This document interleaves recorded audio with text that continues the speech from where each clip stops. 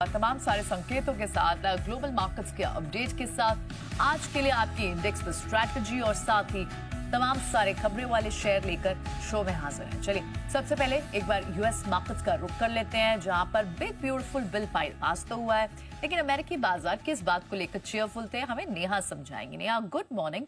थोड़ा I think half a day का कारोबार था कल, लेकिन बहुत उसी की खुशी थी।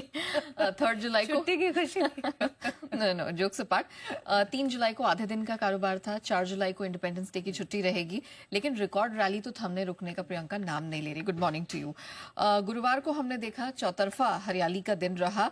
डाउ जोन्स 345 अंक, आप कह सकते हैं ऑलमोस्ट 350 अंकों की स्ट्रेंथ लेकर 5 महीने की ऊंचाई पर बंद हुआ। नैस्डैक पहली बार 20,600 के ऊपर निकला है, रिकॉर्ड हाई क्लोजिंग दिखी और ये भी 208 अंक मजबूत रहा है। S&P में तकरीबन 1% की मजबूती दिखी और ये भी रिकॉर्ड ऊंचाई पर बंद होने में कामयाब रहा। टेक शेयरों की मजबूती का फायदा मिला है। आपने देखा जो चीन के लिए कल ही सुबह सुबह खबर आई थी कि चीन के लिए चिप डिजाइन सॉफ्टवेयर पर जो अमेरिका की एक्सपोर्ट पाबंदी थी वो हट गई, तो ये AI ड्रिवन रैली है जिसका चौतरफा फायदा आप कह सकते हैं कि टेक स्टॉक्स को भी मिला। एनवीडिया वो तो लगातार रिकॉर्ड रैली बनाए हुए, इसका पूरा फायदा नैस्डैक पर देखने को मिला। प्लस जॉब्स डेटा बहुत तगड़े आए हैं। नॉन फार्म पेरोल का जो आंकड़ा है वो अनुमान से बेहतर रहा, मतलब अनुमान से कहीं ज्यादा नौकरियां जुड़ती दिखाई दी।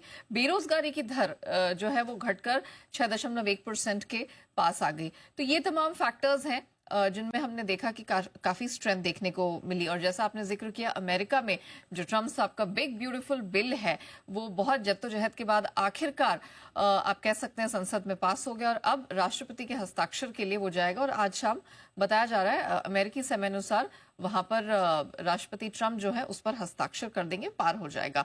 डॉलर इंडेक्स 96 के आसपास बरकरार है।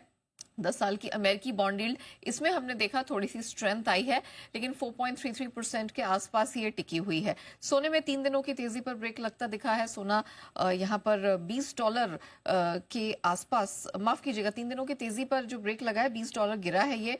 चांदी 2 हफ्ते की ऊंचाई पर है।